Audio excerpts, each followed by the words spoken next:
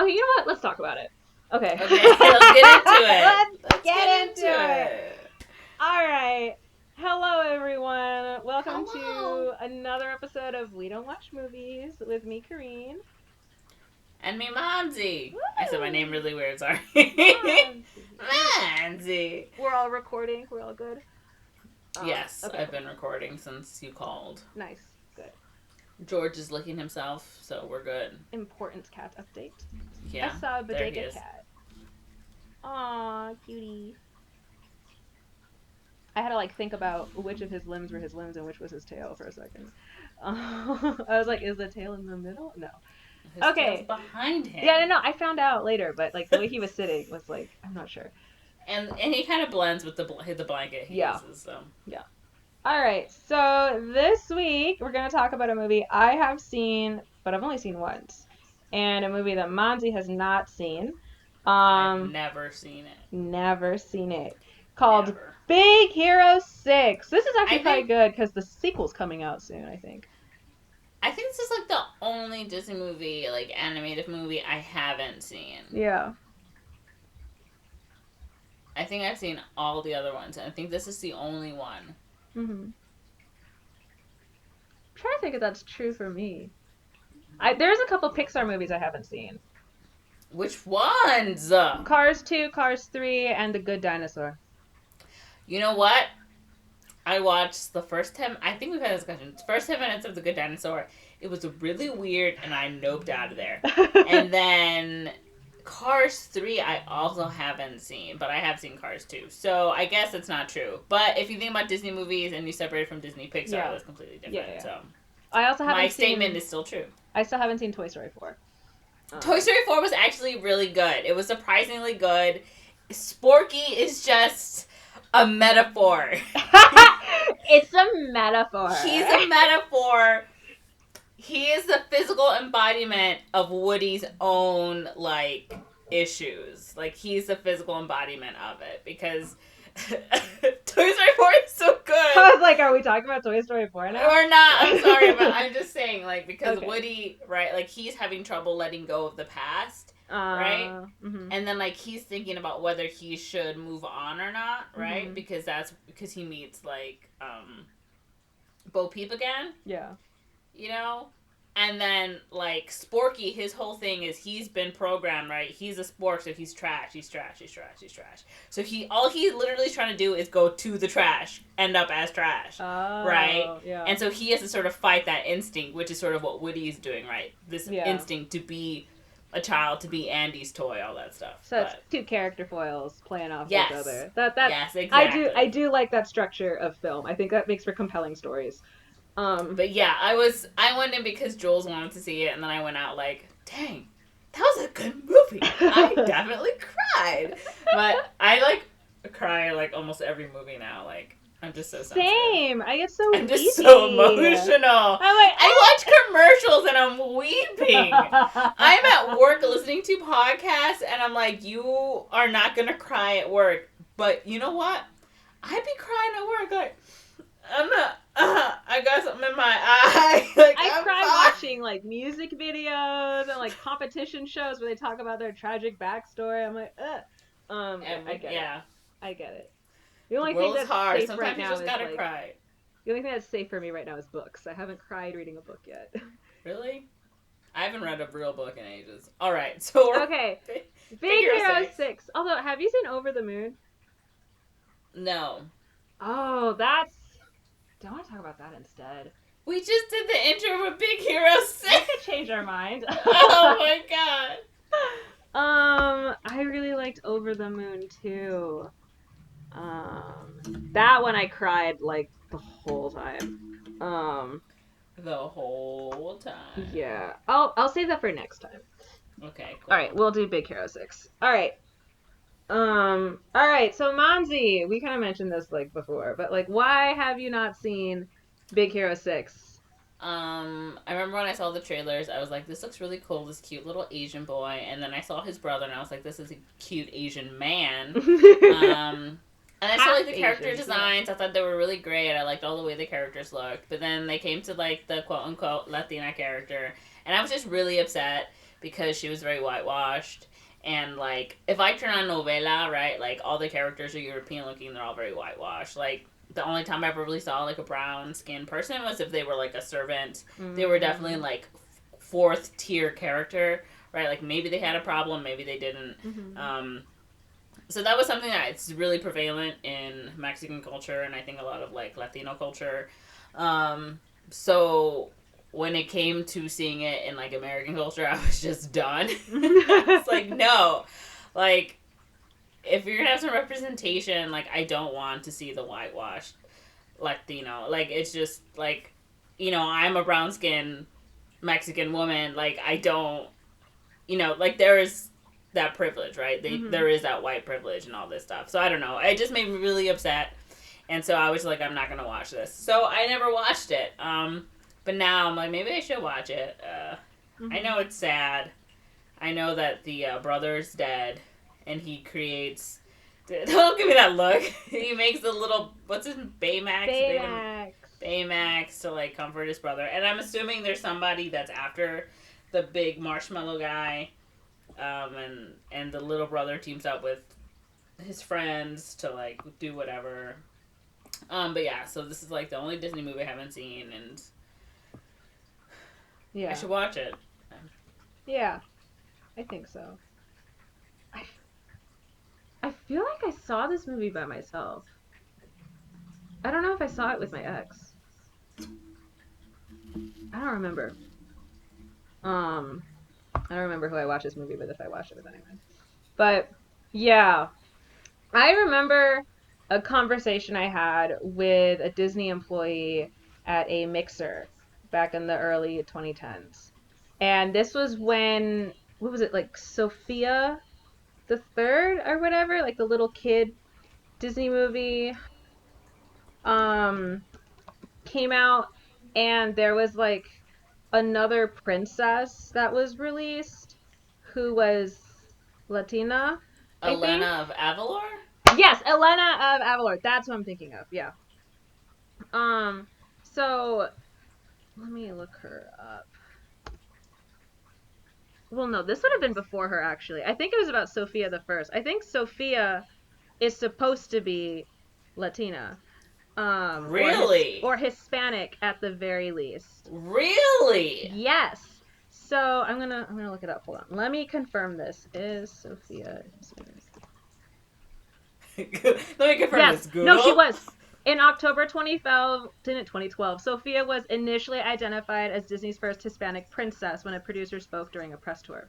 So, this was kind of fresh during the networking thing, right? Because I was there like 2014, 2015. And this lady worked in like Disney TV as she was talking about Sophia the First. And she was saying how there was a lot of negative reaction to learning that Sophia was Hispanic Latina because she doesn't look it. Clearly from your reaction, right? And I remember her justifying it with, well, not every, Hispanic person looks like they have brown skin or black hair or whatever. They don't look for the sure. Same. Yeah. There are several. We have Asian, like Hispanics. We have like black Latino. Like it's a whole range and a whole mix. Yeah. Because Hispanic, even on itself, which, correct me if I'm wrong, to my understanding, is just like we all speak the same language, which is Spanish. So it's questions on whether it's a race or not, kind of thing. Because like you can be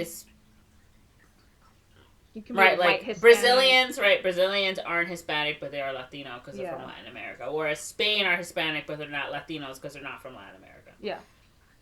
Exactly. So she was saying like not all Hispanics look stereotypically, Latino, and she was like she was like speaking in defense of Sophia's design as a more white-looking Hispanic princess, because she was like, I feel like we're broadening what Hispanic can look like and yada yada. So she was talking about this. So I was like, okay. And at this point, like, I didn't know much about like representation in, Latin American, Central American countries. So, but then talking to you afterwards and you talking about the telenovelas, I remember you told me like shortly later, I was like, oh, wait, actually. And I think we get into this like thing with representation where people want to avoid the stereotype and the caricature, right? Mm-hmm. Because like, which is fair, but then they kind of like start going too far avoiding it, and then unintentionally, unknowingly start reinforcing Western European beauty standards. For example, or hypothetically, when I was at this undisclosed company, I don't want them to sue me. I'm gonna edit that out. Um, there was like an Asian employee group, and they were talking about the character design for an Asian girl that was in like an upcoming like kind of preschool demographic children's show. Mm-hmm. And there's a lot of conversation around how should her eyes look. Oh my And god. like we're trying to avoid the stereotypical slanty, like really almond, exaggerated shape eyes. But then if you go too round, she just won't read as Asian.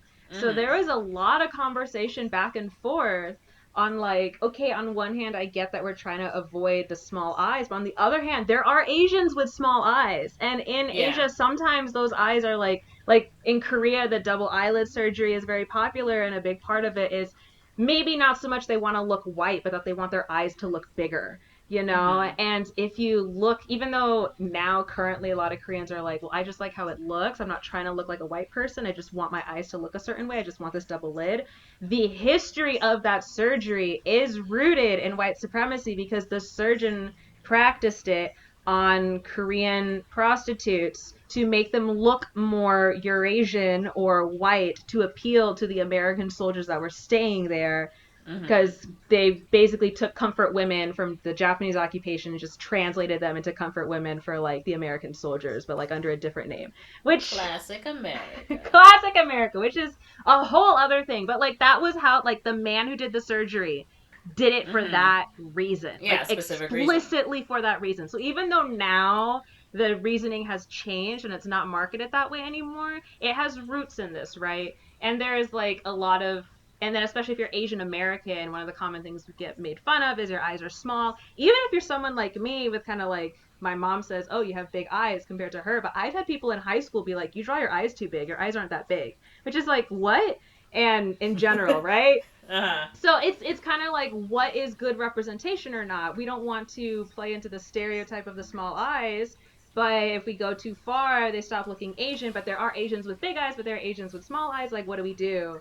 Mm-hmm. um I think the important thing to look at is what is not represented as much, like what is the overwhelming representation, what is it called, uh what's it called when you have like a, not displacement, but like, when they're like, oh, like the salary ranges like from the lowest to the highest, like there's a really big Gap? something, yeah, like the gap, I guess, in Tier? representation. It I don't starts with a know. it starts with a D, where there's like overwhelmingly more of one thing versus the other. So I I think get what you're trying to say. you have to like look at that, right? So Mm-hmm. like what you were talking about, there is an overwhelmingly overrepresentation of a And I, specific look. yeah, and then also if you look at like media, like for both Asians and Latinos, right? You have a lot of Mhm. white people playing those, and just like right. Mhm. So then even your original standard of what you think, right, an Mhm. Asian or what you think a Hispanic person looks like, Mhm. also is like, well, your base is a white person with exaggerated eyes, or like, it's just a white person who you've made like a fake tan and like a Mhm. bad wig, right? Like, Yeah. so even like if you're starting from there, right? Like no one really knows, Mhm. right? Like I remember when I moved to Oak Park, when I was like 10, 11 years old, we were probably like one of two Mexican families, and the other Mexican family was my cousins, was my aunt and my uncle, so we were just one family, and like no one in that school had ever seen a Mexican kid before, Oh. right? Like they didn't know what I was. They would honestly think I was half black and half white, because there were a lot of those students. Mhm. They were like, "Are you what? What are you?" Like it was a legit question that people were very confused. Well, my classmates were very confused about. And then you put in like my super complicated first name that no one could pronounce, right? So it was just like, you can say, well, this is the representation we have, but it's like not really, because if any of these kids or anyone has really seen a Hispanic person, it would have been on television, and most likely they were played by someone who is actually white, right? Yeah. Yeah. And then even if you look at like brown skinned Mexicans that are on TV, what roles are they most likely playing? You Yeah. know what I mean? Because that's the other thing. Because this woman seemed to be under the impression that most of the Mexican representation we get are brown skinned, dark haired Mm-hmm. Mexican people. So she was like, we're trying to diversify this, right? Or we're trying to Mm-hmm. diversify what Hispanic looks like. Because when I think of a Hispanic or Latine person, I think of like brown skin, black hair. That's just automatically what I think of. Yeah. Hey, so I get surprised when I see like the Argentinian soccer team, and I'm like, what? Yeah, Which, I mean, yeah, yeah, if you look at like Argentina, right, again, yeah, they're much more I'm going to say Europeanized, right? yeah, Like, I'm pretty sure they had less slavery in Argentina, so you have less dark skinned people, right? You have more Europeans coming, more mm-hmm. Spaniards, all that stuff coming in the area. So, like, they're going to be just a little bit wider, right? If you Yeah, look at, like, Mexico or even, like, Central America, right? Like, we have a higher amount of, like, mm-hmm. native Indians that were living there.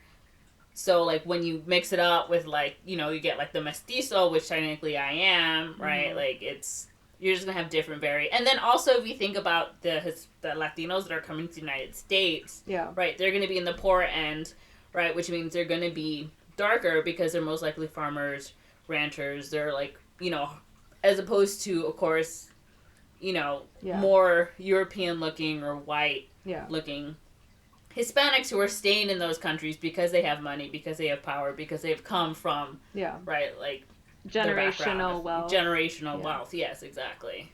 yeah. Disparity was the word I was thinking of. Um, Nailed it. yes. First First try. try.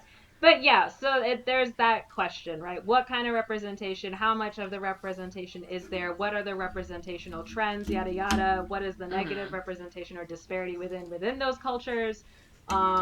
Et cetera, et cetera, et cetera. So, with that said, Big Big Hero Hero 6. 6, which I think actually is a really good piece of media to talk about that. Okay. Because even like the two main characters are half Asian. And Yeah. even there is certain ways they kind of go about it that is like, so we can get into it. Let's get into it. Let's get into it. Okay, I like talking about this kind of stuff. Also, felt on the being the only like person of your race or ethnicity or whatever like in your school. I was like one of the only Asians, Yeah. much less only Koreans in the school, to the point where they didn't even like know what Korea was. Almost like they thought I was Chinese or Japanese. Like, Korea never popped up. So Well, I mean, when you're little, right, those are the only two countries you know. It's China and Japan. Like, Asian well, countries, you know what I'm saying? back in the 90s and the early 2000s, Yeah, absolutely. that's what definitely true, Yeah. right? Like, Europe were the only countries, France, Germany, and, like, Spain, England. yeah, Maybe Spain. yeah, Like, right? yeah, The United States, the only countries you know are the United States, Canada, and Mexico. Like, yeah. South Yeah. America and Africa were their own country, even though they were a continent, right? Like, Australia's its own country, yeah. yeah. Which it is, but like there's more. No, it's a Ocean, yeah. They need to yeah. rename the Australian continent because I think it's Oceania is yeah, what it is. I don't think it's officially Oceania though. Hmm. Or maybe they changed it and they didn't tell me, like Pluto. Yeah. But yes, point is felt. It was just me and like maybe one other kid and like the whole grade, and Mm-hmm. sometimes even the whole school. So, um, yeah. So what do you think happens in Big Hero 6? Okay, so what I think happens in Big Hero 6. Yes. The brother is an inventor. He, like, wants to make something, like, super amazing or whatever. He's got, like, his cool team of friends, and they're all, like, super into building their stuff. The little brother wants to be just like the older brother, but the older brother is like, oh, wait, hey, slow down, man. You're still just a kid or whatever. Anyway, the older brother's onto something really big and amazing, and he dies, maybe in, like, a scientific explosion. I don't know. The little brother is super upset about it, and he finds a thing that the brother was working on, right? But he also finds out that maybe somebody was after the thing that he that he was working on, and so then he starts getting chased down. But then he runs into like the friends, and he's like, "Hey, I'm being chased down by these people. And they're like, "Whoa, man, that was the thing your older brother was working on. We gotta protect it. And also, you're like 12 years old, but whatever. We're gonna help and defeat monsters." And that's what I think the movie's about. How good? How close am I? You're very close. Like, I've only seen the movie once, and it was several years I'm ago. only going off like, trailers. I was like, I'm like, maybe there's one or two details off, but that's like the plot. Like, that is the plot. Yeah. I'm only going off of trailer. Yeah, the trailer did reveal quite a bit, especially the later trailers. Let me pull it up because I really haven't seen this movie in 7 years.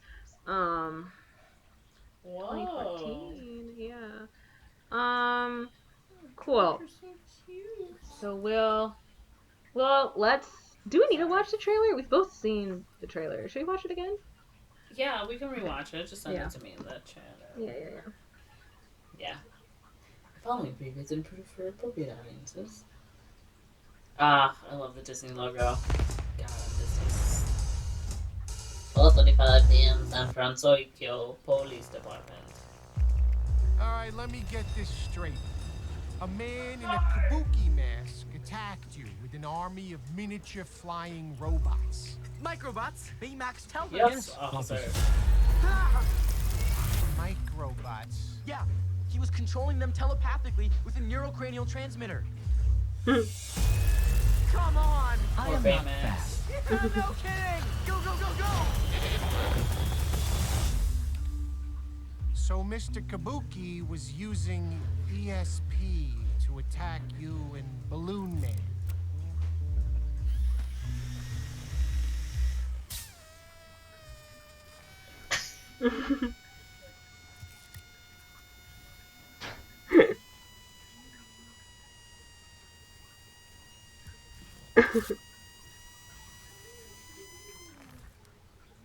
I know it sounds crazy. Kid, how about we call your parents and get them down here? What? Write your name and number down on this piece of paper and we can help.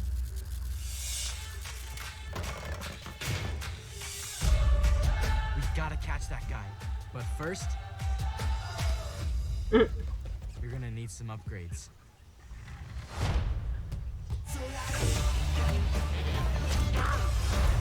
Oh my god, I haven't heard the song in like 5 ever. Yeah. A lunatic in a mask just tried to kill us. How cool is that? I mean, it's scary, obviously, but how cool?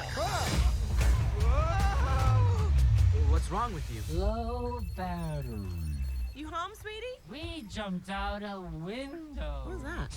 We jumped out a window.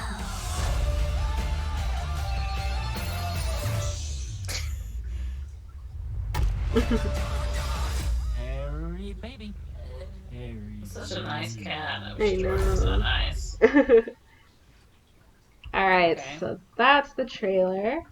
Trailer 1. Trailer 1. Do you want to revise any of your thoughts, or should we just go right into it?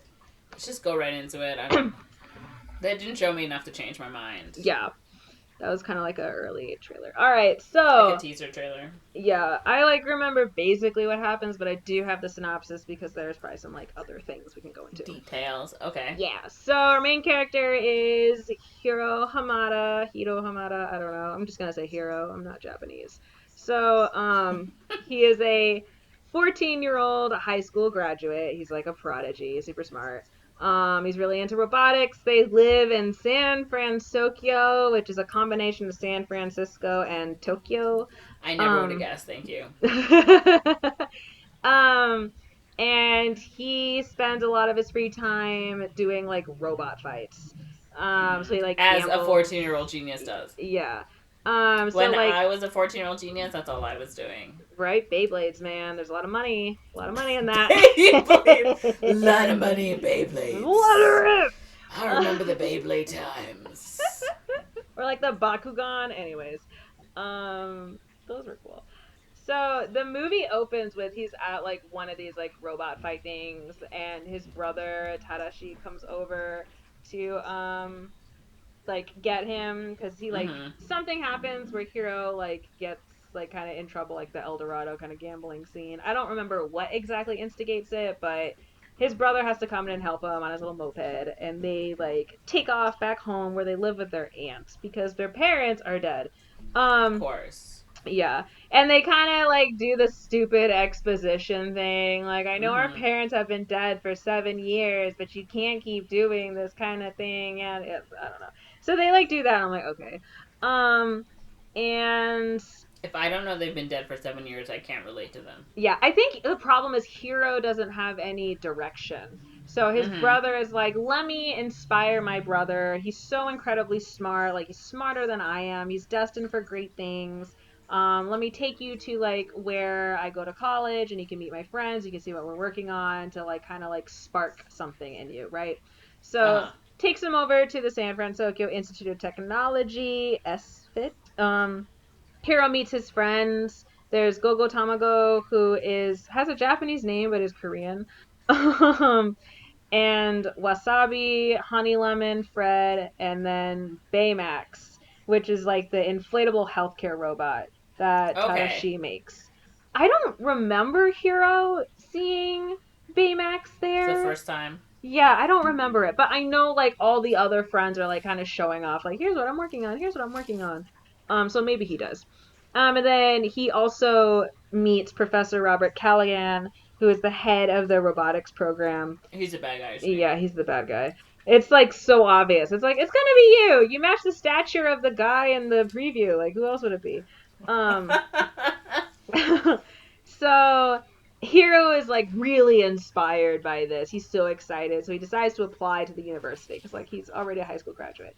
So he signs up for the school showcase and he designs these like microbots things because that's what he's using to win these robots competitions. Like all these people kind of have like these big kind of like robots or whatever, and Hiro comes in with like this unsuspecting little one that can like kind of divide or multiply or whatever. Like it's just a very good little robot that he made himself.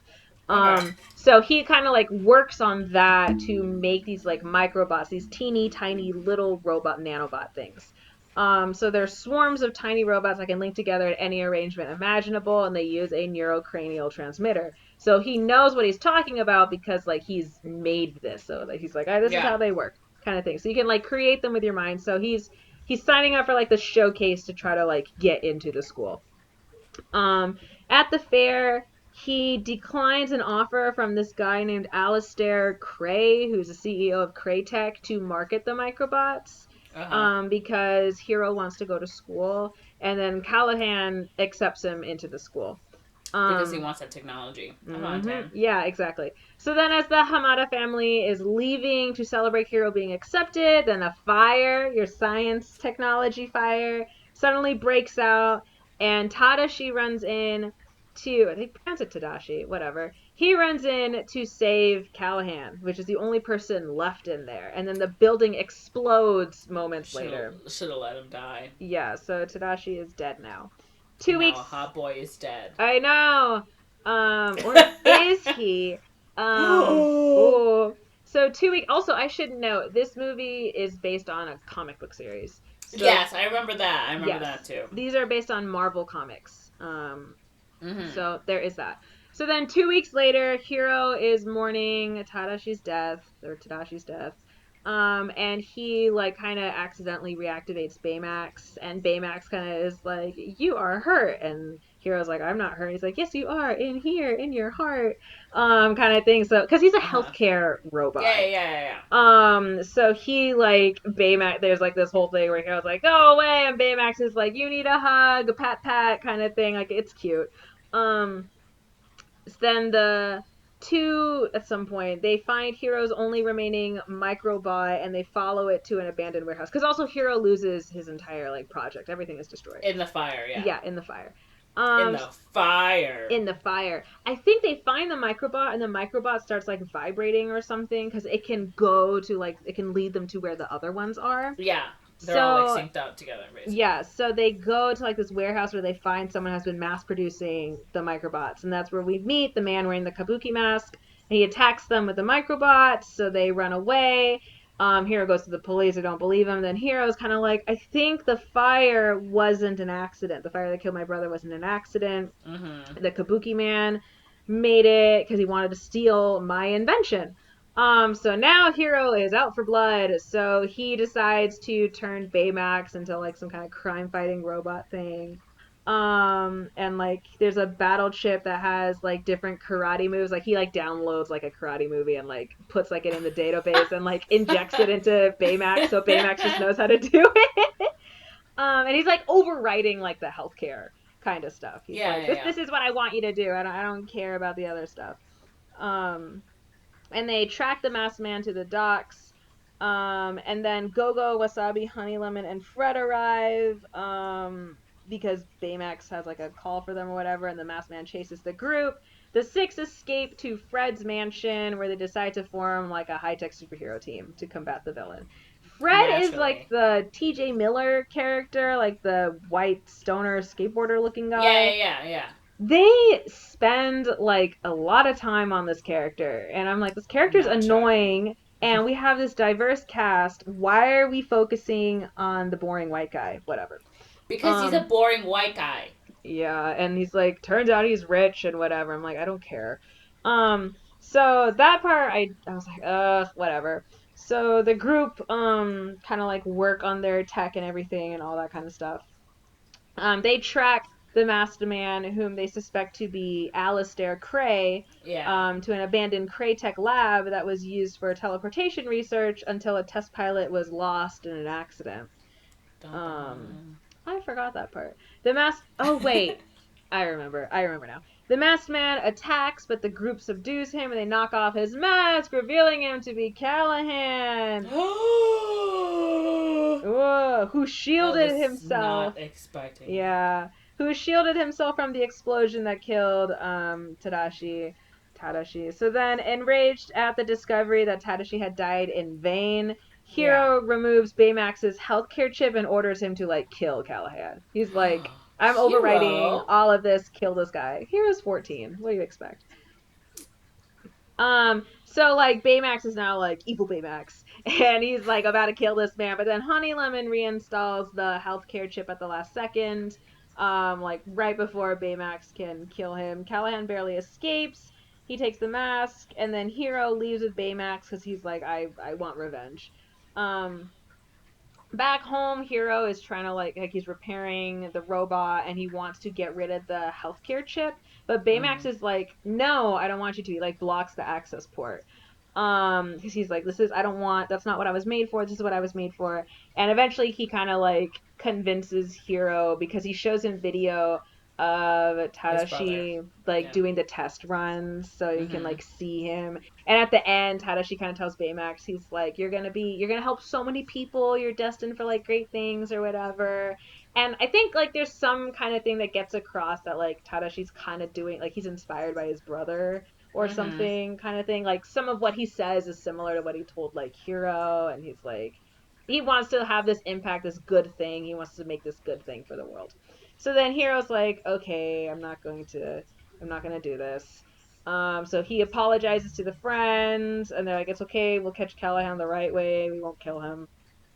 So then video footage from the lab accident reveals that the lost test pilot was Callahan's daughter, which means Callahan is trying to get revenge on Cray.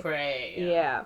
So Callahan interrupts Cray at like this public event and attempts to destroy his headquarters using the teleportation portal. There's this whole battle. The team's like using their science stuff or whatever. The team deprives Callahan of his microbots and the mask, saving Cray, but the portal remains active. Baymax is like, yo, the daughter Abigail is still alive inside, and he goes into the portal with Hero to rescue her. They find Abigail in hypersleep, but Baymax is struck by debris on the way back out, which disables his thrusters.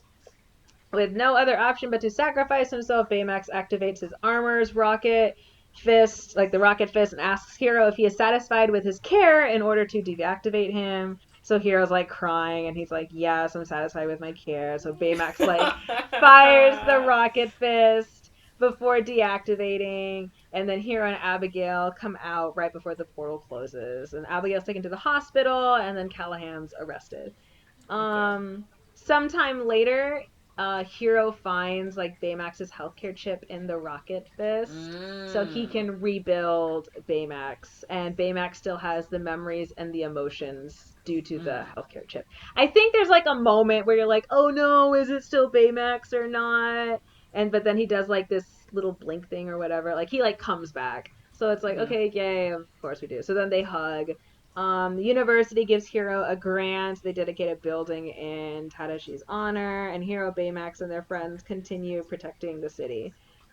Um, the post-credit scene shows Fred talking to this portrait of his dad, expressing sadness that he is unable to share his accomplishments as a superhero due to his dad always being away. But then Fred like accidentally opens a secret door which shows like superhero clothing, and the dad comes back and he's like, we've got a lot to talk about. So like the dad's a superhero or something. So I don't know. It's like it's weird. His thing is like he just puts on like this like monster kaiju costume, which doesn't even do anything. So like I don't even know like what his I don't even know what his whole thing is. He's just like a comic book nerd and whatever.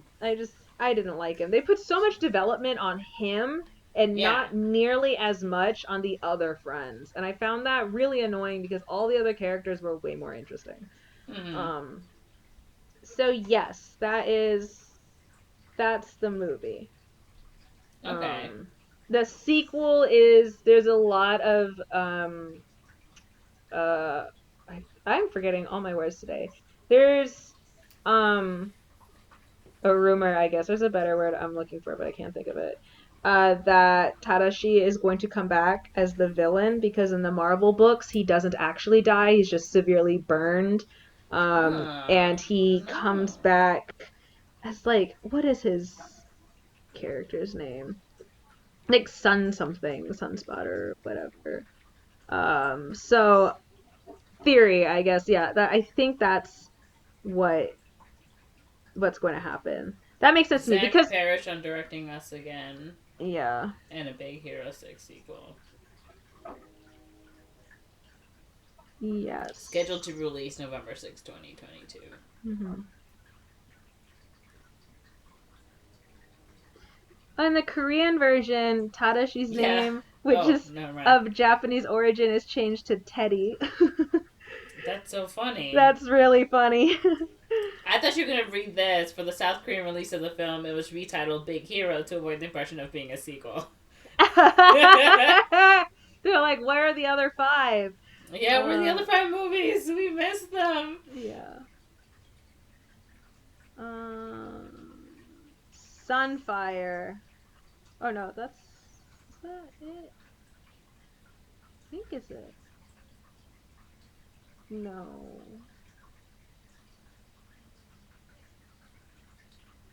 They changed a lot of the names. There is a character that they were like, this is like Hiro's brother. This is who they're going to make Tadashi. Yeah, but I can't. It's hard to find because they changed a lot from the comic books. But yeah, that's the running theory, is that they're going to bring Tadashi back as Sunfire. There's a show? Yeah. Oh, there is a show. I haven't seen the show. What is it on? Is it on XD or is it on...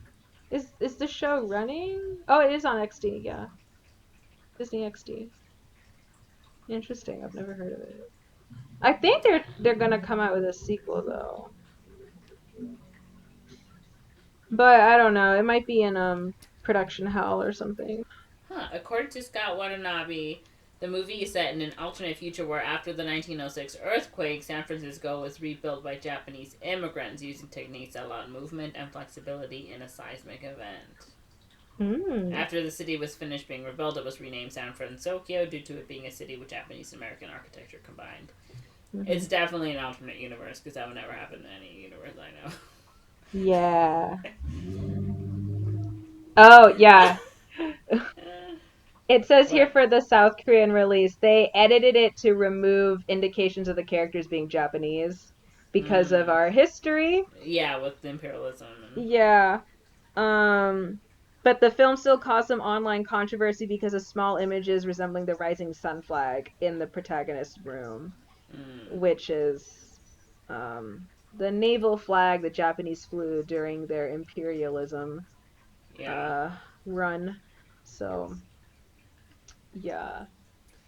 Fun fact: Baymax's movement and posing was modeled after studying the movements of a baby with a full diaper. That is so fun. He does move like a baby, like a toddler. I could totally see that. I think Jin Kim did the character designs. I think he was the lead character designer. Um, don't quote me on that, but I've seen sketches that I'm pretty sure he did. Uh, but he's worked on a lot of different Disney films. I think he's like their lead character guy.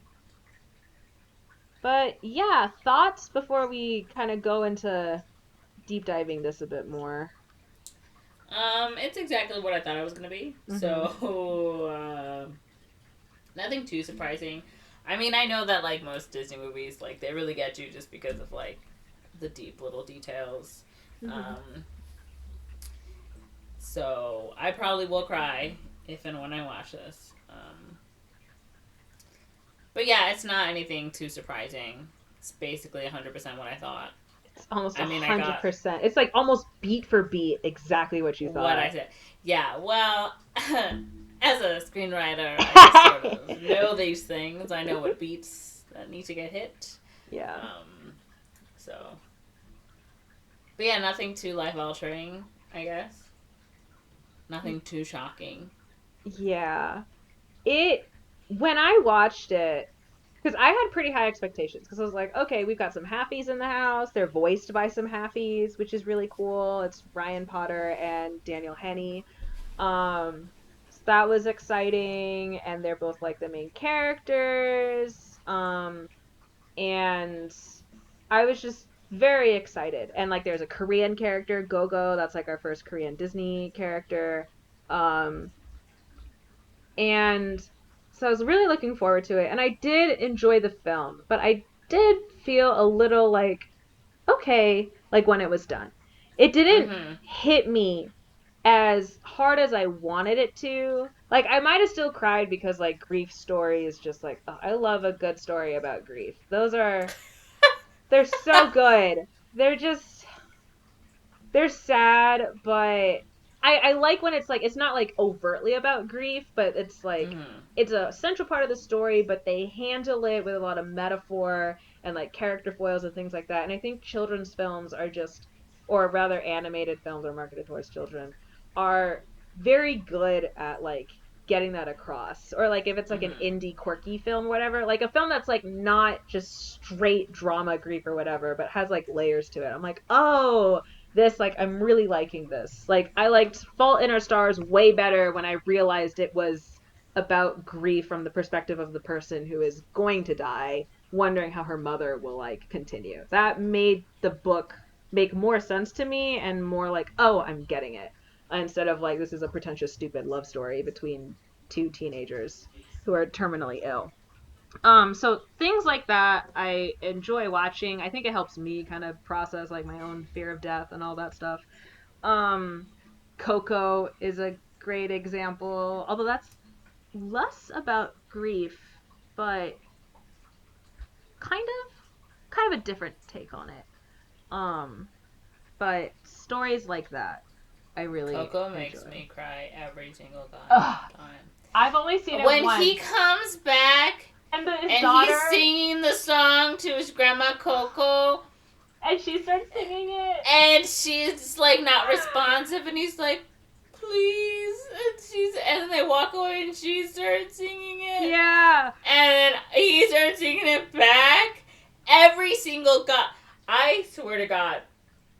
I'm like getting like emotional thinking of it. It's such a beautiful moment because it's just because that's like how it is sometimes. Like it was just, it's too real. Literally, the movie was playing, like, whatever, because, like, our nephews really like that movie. Well, they used to really like it. So we play it in the house all the time, like, every weekend.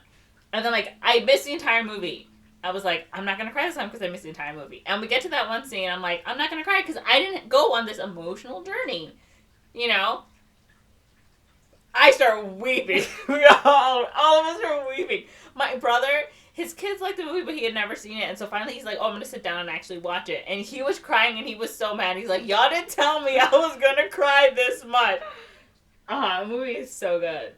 Yeah, it's like also like the lyrics take on different meanings throughout different parts of the film. So in that moment where he's like, remember him, and there's like all these stakes, and the lyrics themselves are really sad, and then like and but she's like, she's so old, but she's like the last. Oh yeah, I cried in the theater. Remembers him. Yeah, I was like, I'm not gonna cry, and then I just like, oh no, it was. And there's like not any other music going on. It's like it's just him singing to her, so it feels like, yeah. It's such a good movie. That movie is so good. I love the music too. I was like, oh, this music is great. It is hitting is really good. my music. It's just like too real, right? Like as a Mexican person, like to have like our dream, like an artistic or sort of dream like that. Like it's like, why are you wasting your time, right? Like things like that won't happen for you. Like hard work is what's gonna get you where you need to go, you know. And it's true, but also like that family dynamic, I think, is very real and a lot of different like families and different cultures, you know. So it's just like it just really gets you. Yeah. And like you think you found someone, right, who might like understand you, but it turns out like you're wrong, or you know, or it's like, oh, anyway, it's so good, it's so good. I love that movie. But yes, animated films about grief just hit different. They hit different. They're so good. Because they can use visual metaphor. Did you watch Onward? Yes! That's what I'm talking about. I cried. I was on that. I was watching this movie. I was like, this is gonna be a beautiful story about like just a funky good time, right? Like the dumb dad. Yeah. And like, but it was about siblings, and it was my sisters and I were all watching it. We were bawling at the end of the movie. We're like, we came here for a good time, and honestly, we were feeling so attacked right now. Like, oh my god. Like, I related a lot. Why to can't your sibling be like your parent? Yeah. Right? Like, of course. Like, you go through so much. I was like, we were a mess. Yeah, the flashback thing where it was like, oh no, I had someone the whole time. The whole time to do all these things with. Like, he was such a good brother. He was such a good father to you. Yeah. That was, and then when he was like, you go see him. Yeah, I was, oh my god, when I was crying my eyes, I was like, yeah, that was so good. That's what I'm talking about. That's what I'm talking about. They hide it in a funny, fun way, and then they cut your heart out and everything. Like, I really want to talk about Over the Moon because, like, that was a movie I was like, I cried 10 seconds in, and then I just cried consistently throughout the film, and I cried so hard at the end, and that was like crying as much like with like Minari. I was crying a lot, and I was also crying a lot with Over the Moon. Like it's so good. There's like a couple things I don't like about it, but otherwise like I really like that movie. Anyways, this movie, Big Hero 6. So yeah, I walked out of the theater not quite having the emotional feeling, that I wanted. I think also like because we had seen Book of Life, right, earlier.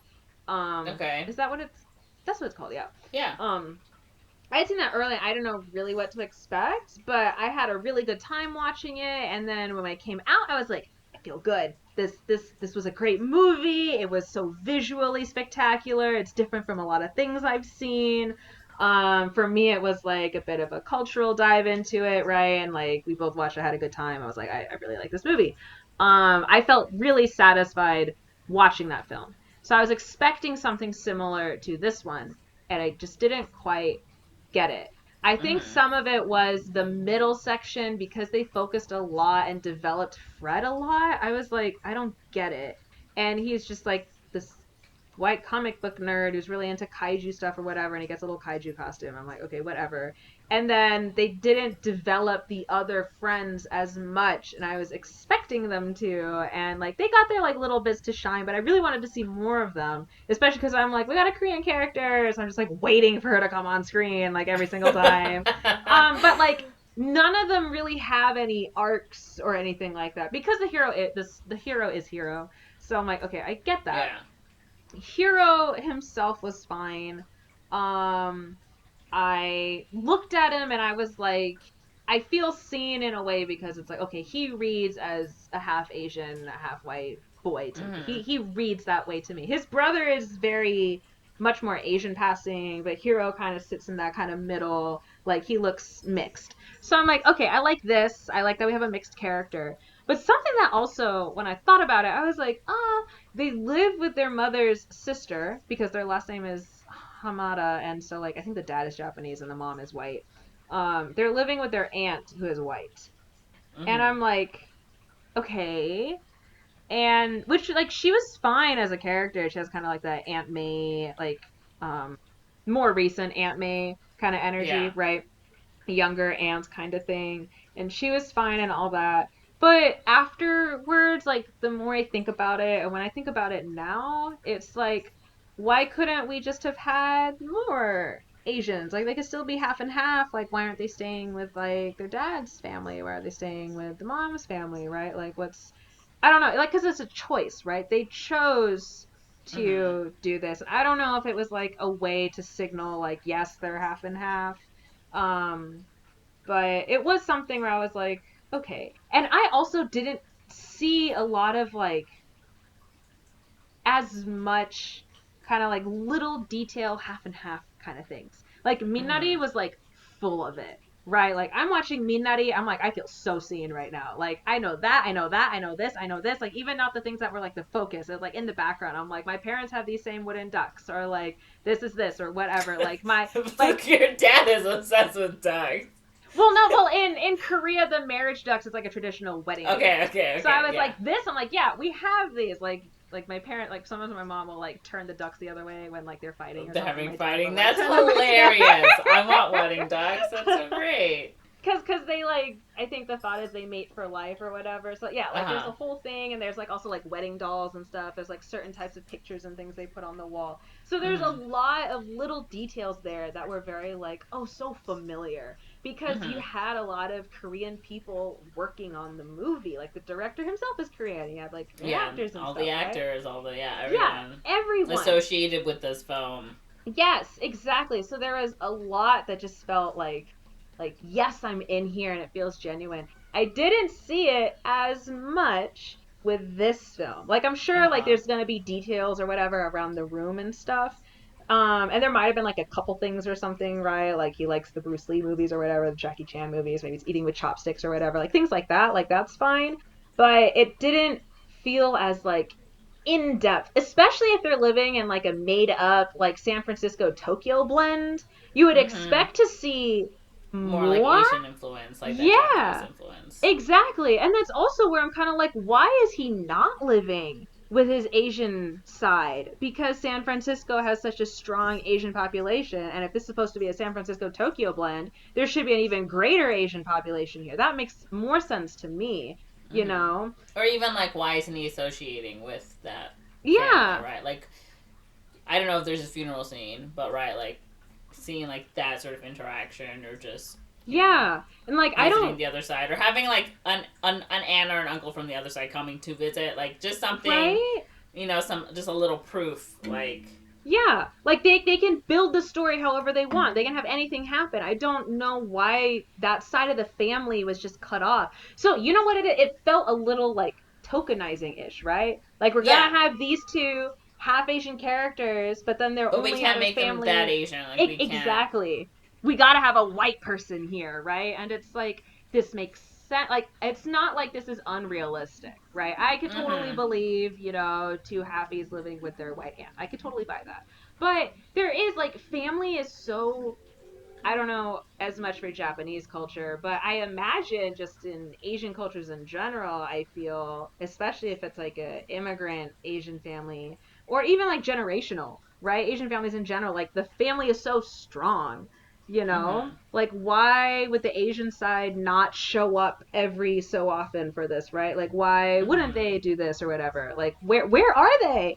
And I don't remember if like maybe they were in the background of the funeral, but like the prominent figures are Hiro and his aunt. You know, like I we don't see any of his other family members. So it's like what it kind of opens up these questions like what you were just asking.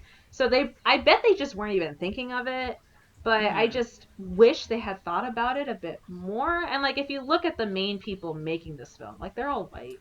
Yeah, I was gonna So say like who is right because like that was a thing again. If we go back to Coco, right? Like there was a big uproar because there was I like no remember. Mexican working on the film, Mhm. so they got like a guy to be like like a Mexican Mhm.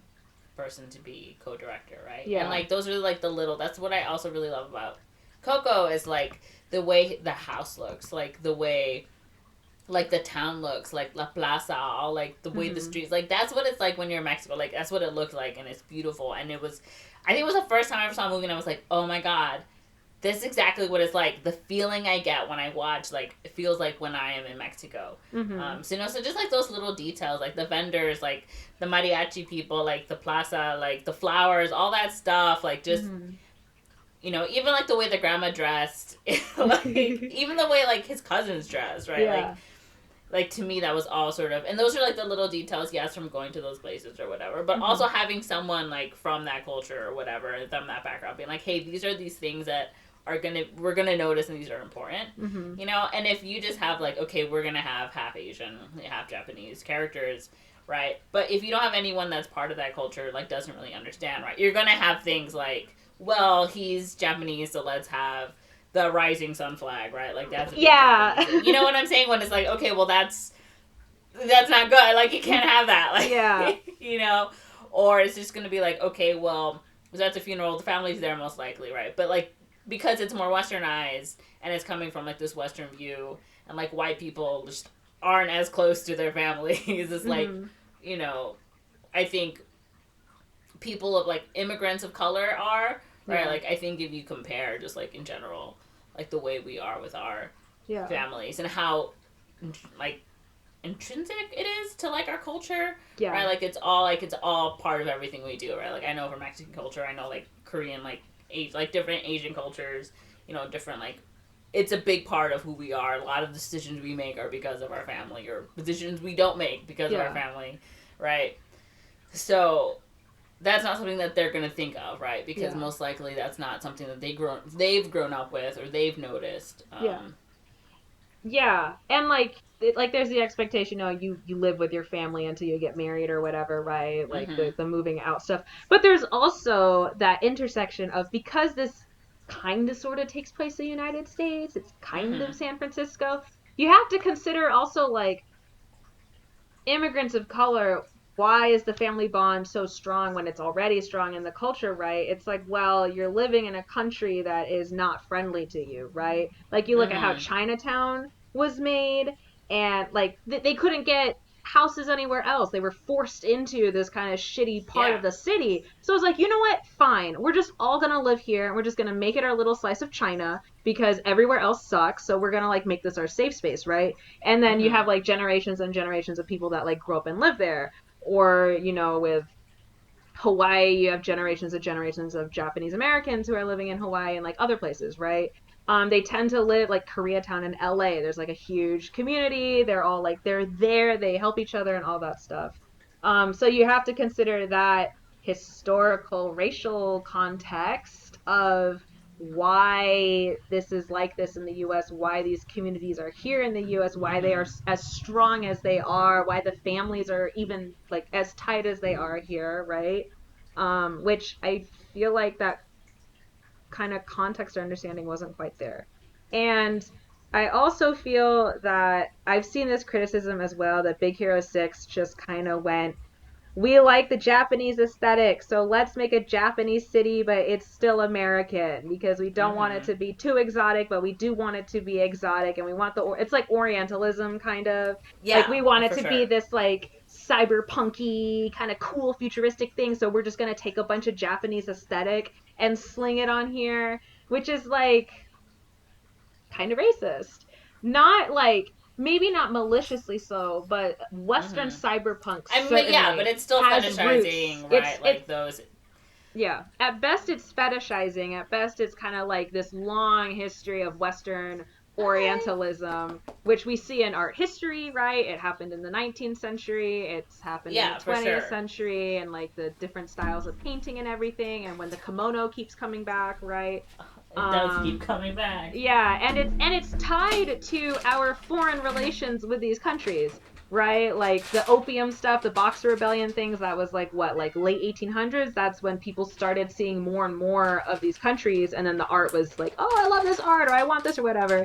And then we get more of it again later because the US is occupying different countries, we have that war, et cetera, and now it's like a more global thing with the internet. But where was I going with this? But yeah, it's like Western cyberpunk adopting the kind of Tokyo, like Japan neon futuristic look has roots in xenophobia because Japan and China and Korea, they were building these cities so quickly in like the 50s to 70s and 80s, right? Like after World War II, a lot of it was like the US was helping them to rebuild. Yeah. We'll put that in quotations. But it was like, but who made it? Yeah. So you had to rebuild. Yeah, exactly. So like, yeah, the U.S. was helping them, but then it was kind of like, oh no, they're rebuilding so quickly, they are surpassing us, and we didn't expect this, you know. So there was a lot of fear around like, oh no, are the Asians gonna surpass us? As like, we thought our greatest threat was Russia, but now look at Japan and look at Tokyo and look at these huge skyscrapers that they've got. You know how quickly they're developing, how quickly they're dominating like forward thinking electronics, right? Like they were manufacturing a lot of stuff, and now Japan is making things like Nintendo, Sony, right? They are like they're creating their own IP now. They're making anime, they're creating their own stuff. It's not like the US can just bully their way into like, you just make shit for us, we tell you what to make. Now these countries are like, no, we're not just a cheap manufacturer where you can buy cheap shit, we are making our own stuff too. We've got IP. So a lot of our early Western cyberpunk, which I also assume has to be based a bit on Japanese cyberpunk, because there's Eastern cyberpunk, which is different. But a lot of the Western cyberpunk has roots in xenophobia because they're scared of it. And you look at like, who's the threat? It's often like some Japanese person or whatever, or like fear of technology, right? Because of these quickly developing cities in Hong Kong and Shanghai and Tokyo, right? Like, so even though now the aesthetic is like, it is cool, but it kind of is like another less malicious example of just like the US being like, oh, we're just going to put in this thing because it looks cool and looks futuristic, without like the understanding of like, well, why does it look this way, right? And especially when you have these half Japanese characters that we don't go into their race at all or their culture at all, which is like, okay, that I do think there is room for stories where we don't have to get into the race or culture of these characters. No, yeah, I mean, it doesn't have to be like, oh, look, I'm Japanese, so everything I do is about that. It's more like, well, because it's part of something I've grown up in, these little things are a part of who I am. Yeah. Right? It doesn't differentiate. It doesn't have to be about that. Yeah. Right? But these are things that someone of this culture, you know, is going to notice. Yeah. Or this is little things that makes it more authentic. Yes, exactly. So it's that kind of stuff was like, And again, I'm not half Japanese, so maybe there are things in there that's like, okay, I get it, that I just didn't get. I can't remember if they took their shoes off in the house or not. I feel like that's a really critical thing. But if they're also living with a white lady, that's a big thing. It's a big thing. But if they're living with a white aunt, she might not care. Like that's also true. You know, like when I go to my white grandparents, like they kind of sort of they don't care. And he like eats things with chopsticks or whatever, so it's like, okay, sure. But yeah, so that kind of stuff I'm like, ugh. And then again, they have like this great diverse cast, with the exception of, we've talked about Honey Lemon. We can talk about it again in like the actual episode if you'd like to. There are interesting character designs here, right? We've got a diverse cast. You know, Honey Lemon is a really tall girl, which we don't see a lot of, right? We've got Wasabi, who's kind of like this kind of more like anxious, jittery, very nerdy, like black character.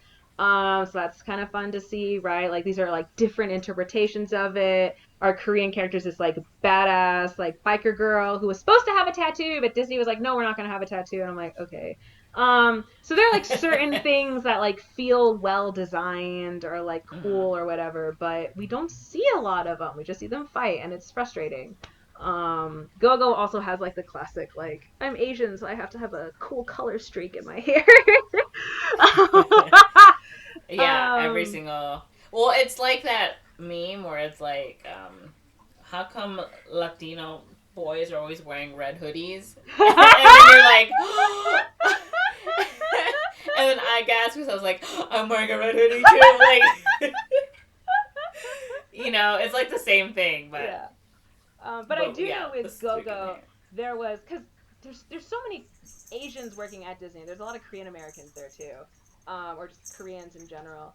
And I do know they were like the way her legs are designed does feel really authentic. She has like there's like a word in Korean where it's like radish calves or whatever, Oh, where I see. and she Yeah, has okay. that, which is like really cute. So like she does look like I can believe that this is a Korean character. But it was just frustrating. I'm like, I want to see more of these characters, and I was this boring Mm-hmm. white character. Why couldn't one of them be a rich mansion person? But Yeah. like it would have been fun if like Wasabi was like a really rich mansion person, and it's like, oh, maybe he's anxious because like he's the way his life is or whatever. Uh-huh. Um, Something. I'm like, I just didn't want it to focus on Fred, and that was just so frustrating.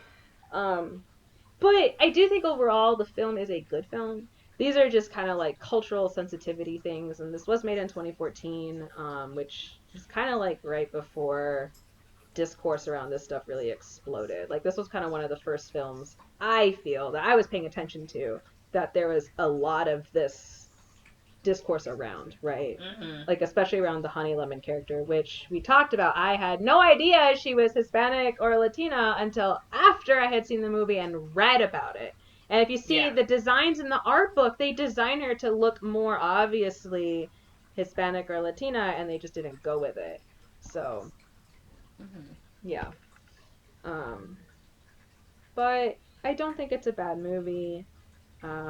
It's fun. Baymax is cute. There's a good message about grief and dealing with it that I think is really accessible for children and like adults and things like that. There is like this when Baymax sacrifices himself, it's like, oh, Hero lost his brother and he's just finally gotten around to accepting this last piece of his brother. Because that's the thing that makes him come around to Baymax. He realizes how much of his brother Is is in Baymax. in Baymax, and like Baymax is like this representation of his brother's love for him.